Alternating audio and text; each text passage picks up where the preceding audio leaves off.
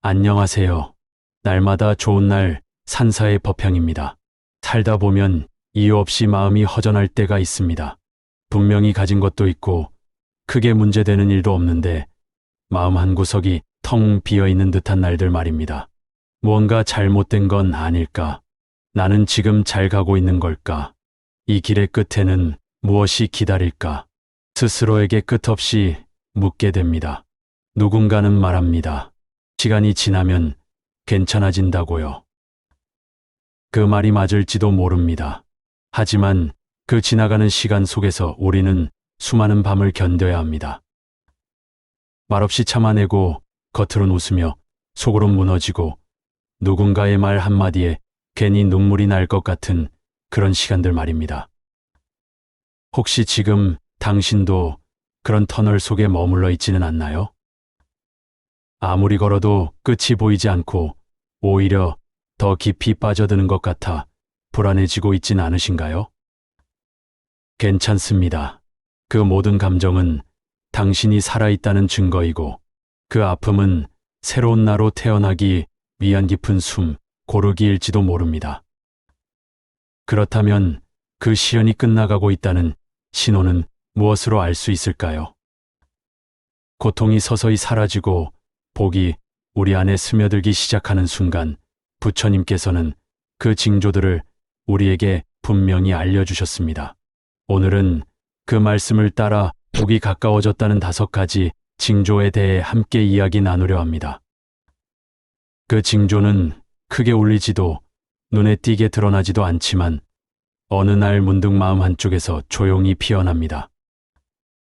혹시 당신도 그 징조를 이미 느끼고 있었는지도 모릅니다.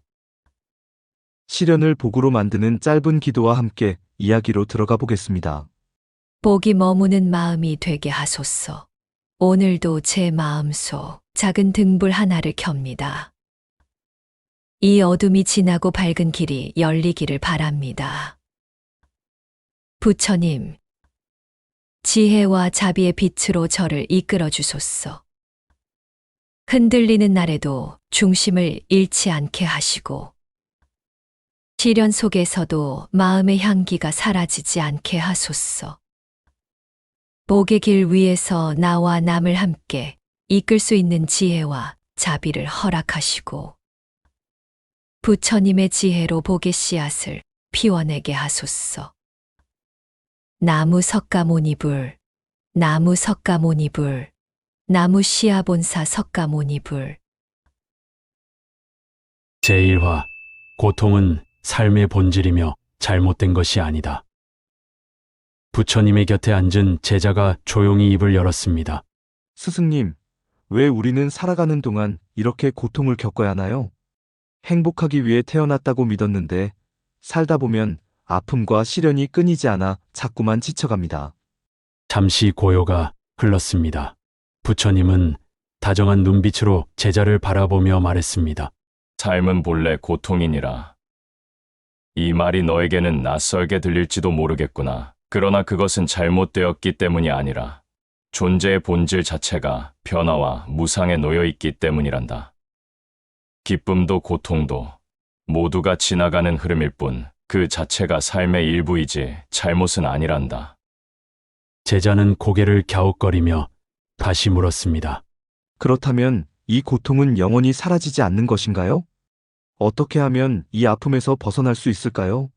부처님은 조용히 미소 지으며 대답했습니다. 고통을 없애려는 마음이 오히려 고통을 더 키우는 법이지. 우리가 해야 할 일은 고통을 억지로 없애려 애쓰는 것이 아니라 그 고통을 바라보는 눈을 바꾸는 것이 한다. 모든 고통은 무지에서 비롯된다. 우리가 지혜로 고통을 바라볼 때 그 고통은 더 이상 고통이 아니게 된다. 제자는 한참 동안 그 말을 곱씹었습니다. 그러다 조심스럽게 다시 물었습니다. 스승님, 저는 아직 잘 모르겠습니다. 왜 고통이 깨달음의 기회가 될 수 있는지요? 스승은 부드럽게 설명을 이어갔습니다. 불은 나무를 태우지만 그 불이 죄를 남기듯이 고통도 우리 마음을 태우고 나면 그 안에 새로운 씨앗이 자라난단다. 시련은 마음속 불순물을 태워내는 뜨거운 과정이며 그 안에 남는 것은 더 깊은 통찰과 자비의 마음이란다. 고통은 피해야 할 적이 아니라 우리에게 지혜를 전해주는 가장 솔직한 선생이다. 제자는 그 말을 듣고 조용히 눈을 감았습니다. 그리고 천천히 고개를 끄덕였습니다.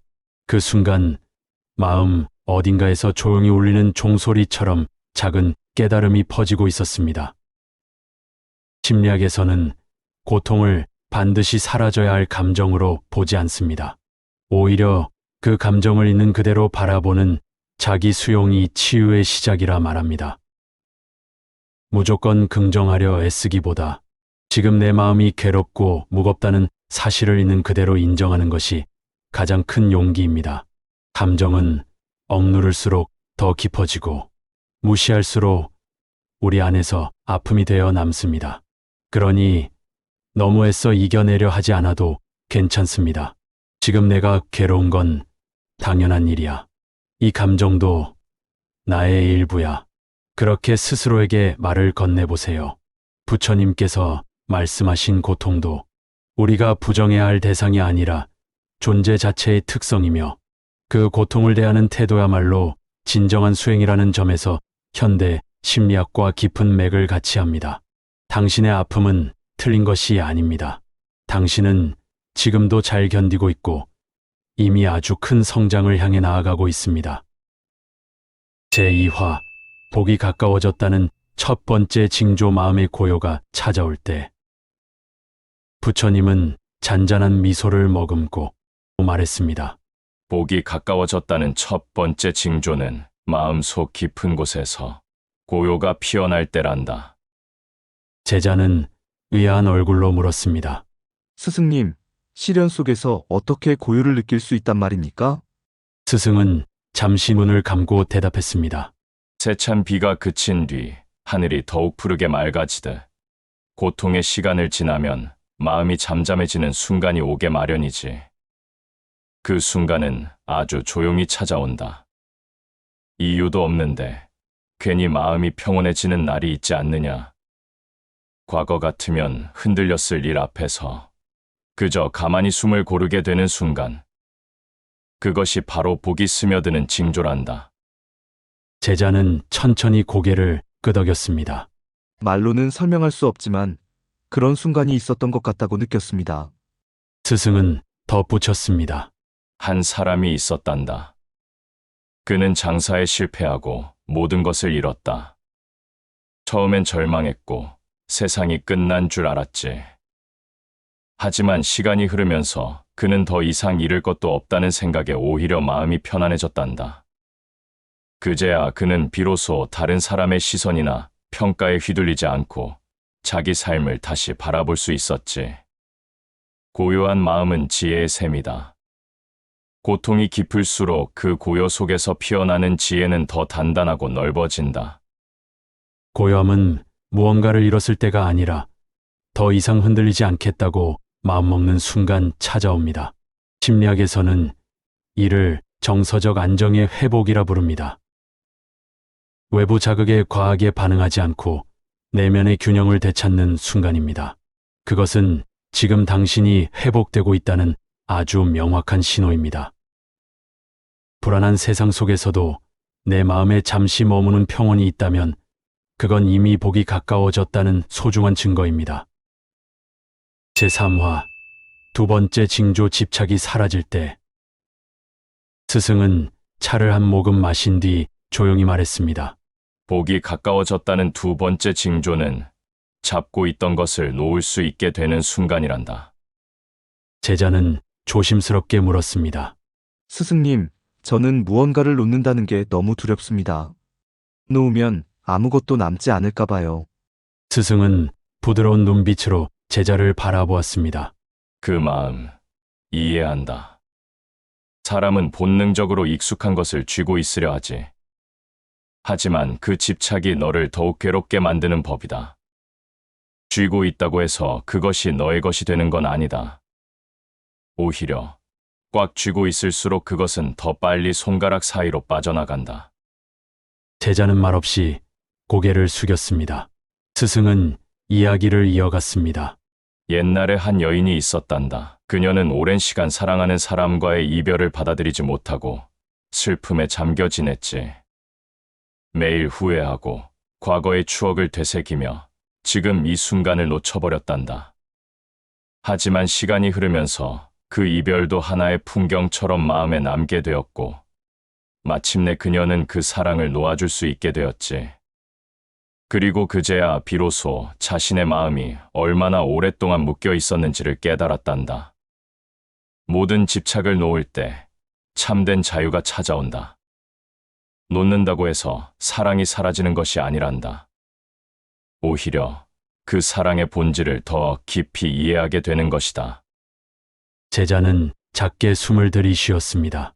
그 말이 어쩐지 자신의 마음에 그대로 닿는 것만 같았습니다. 스승은 마지막으로 조용히 말했습니다.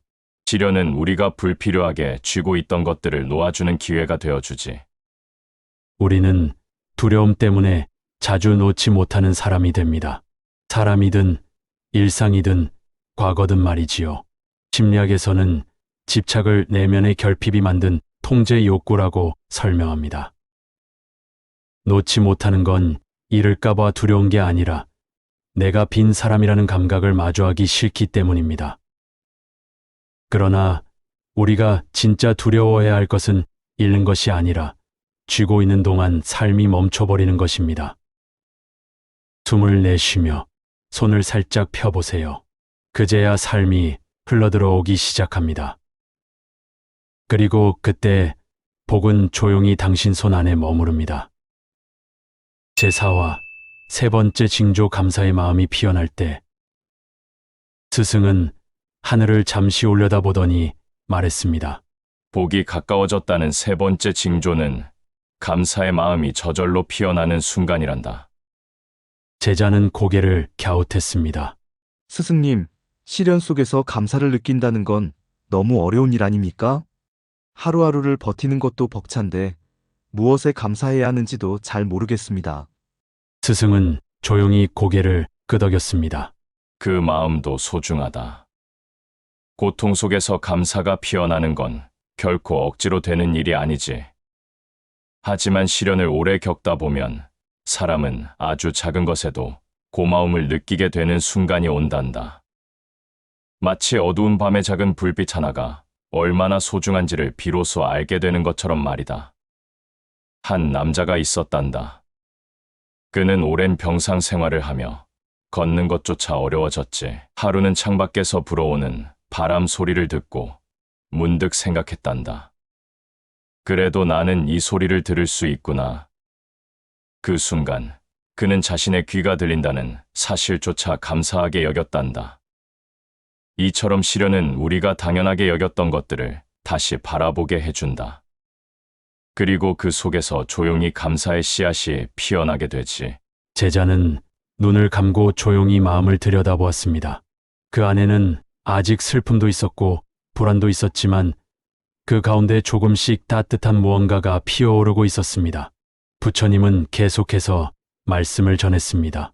감사는 마음의 꽃이다. 고통 속에서도 감사를 배운 자는 그 어떤 환경 속에서도 행복을 발견할 수 있다. 감사는 억지로 끌어올리는 감정이 아닙니다. 그래도 감사해야지 하는 마음은 오히려 감정을 억누르게 만듭니다. 감사는 마음이 회복될 때 자연스럽게 피어오르는 따뜻한 반응입니다. 심리학에서는 이걸 인지적 재구성이라고 합니다. 같은 상황을 다르게 바라볼 수 있는 능력이 생겼다는 뜻이지요. 아주 사소한 것에서부터 시작해 보세요. 햇살, 바람, 따뜻한 차 한 잔, 오늘 하루 나를 스쳐간 친절한 말 한마디.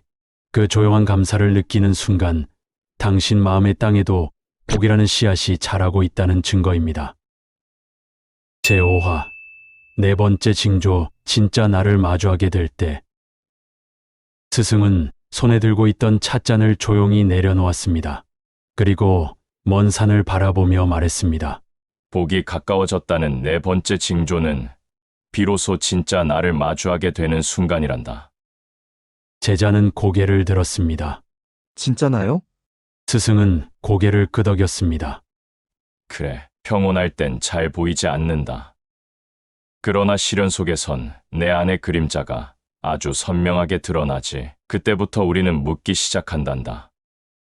나는 왜 이렇게 살아왔는가? 나는 정말 이 길을 원했는가? 나는 무엇을 두려워하며 살아가는가? 한 젊은이가 있었단다. 그는 늘 다른 사람의 시선을 의식하며 살았지. 칭찬을 받기 위해 노력했고, 실망을 주지 않기 위해 자신을 억눌렀단다. 그러다 큰 실패를 겪고 모든 사람의 기대에서 멀어졌을 때 그는 처음으로 자신에게 질문을 던졌지. 나는 왜 이렇게 살아왔을까? 나는 정말 무엇을 원했을까? 그 고통스러운 질문 끝에서 그는 비로소 자신의 진짜 모습을 마주하게 되었단다. 시련은 외부의 가면을 벗기고 내 안의 중심을 드러내는 시간이지. 그 과정을 통과한 사람만이 자기 삶의 주인이 될 수 있단다. 부처님께서는 계속해서 말씀하셨습니다. 진정한 나를 찾는 자는 외부의 평가에 흔들리지 않는다. 참된 자를 발견한 사람은 세상의 기준에 자신을 맞추려 하지 않는다. 제자는 조용히 눈을 감았습니다. 스스로의 마음속에서 아직 만나지 못한 진짜 나의 얼굴이 조금씩 떠오르는 듯했습니다. 심리학에서도 자기 이해는 치유의 가장 근본적인 시작이라 말합니다. 진짜 내가 누구인지 알지 못하면 세상의 기대에 맞춰 살아가게 되고 결국 그 삶은 점점 나와 멀어지게 됩니다. 시련은 내가 누구인지 묻고 내가 원하는 것이 무엇인지 정직하게 직면하게 만드는 통로입니다.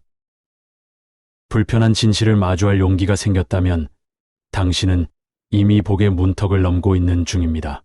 세상이 아닌 나라는 등불을 따라가는 순간 고통은 나를 가두는 벽이 아니라 길을 밝혀주는 불빛이 됩니다. 제6화 5번째 징조 타인에 대한 깊은 공감이 자랄 때 제자는 한참을 침묵하다가 조심스럽게 물었습니다. 스승님, 복이 가까워졌다는 마지막 징조는 무엇입니까? 스승은 따뜻한 미소를 지으며 대답했습니다. 그것은 바로 타인의 아픔을 내 일처럼 느끼게 되는 순간이란다.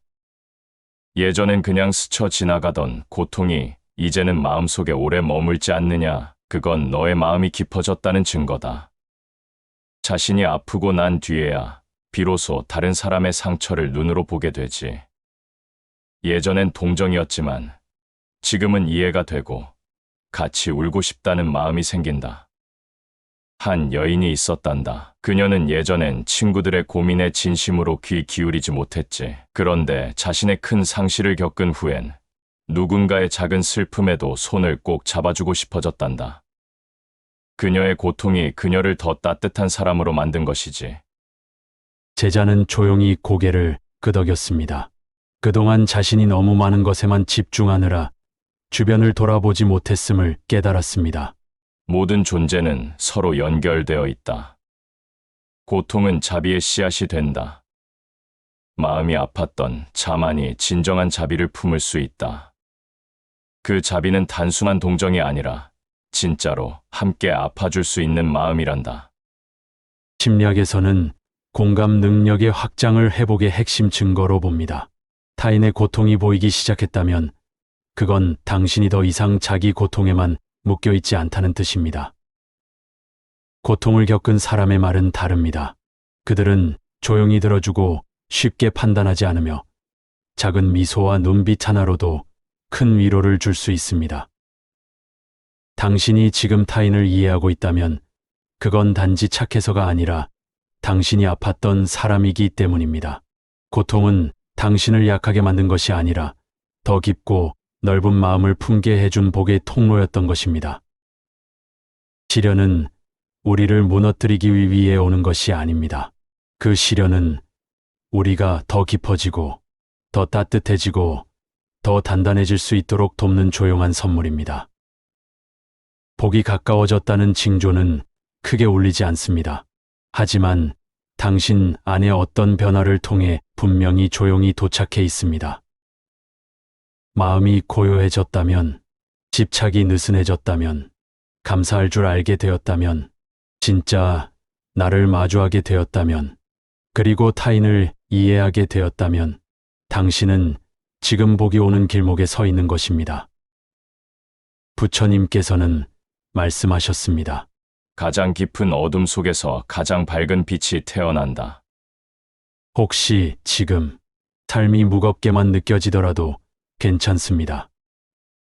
그건 더 큰 빛이 오기 전에 아주 자연스러운 침묵일 뿐입니다. 오늘 이 이야기가 당신 마음속 어딘가에 잔잔한 위로가 되었기를 바랍니다. 그리고 그 위로가 다시 누군가에게 닿아 또 다른 따뜻함으로 전해지기를 소망합니다. 영상이 도움이 되셨다면 구독과 좋아요 부탁드립니다. 여러분의 생각도 댓글로 남겨주세요. 읽고 함께 나누겠습니다. 오늘도 함께 해주셔서 진심으로 감사합니다. 당신의 하루가 부처님의 지혜처럼 평온하고 따뜻하길 바랍니다.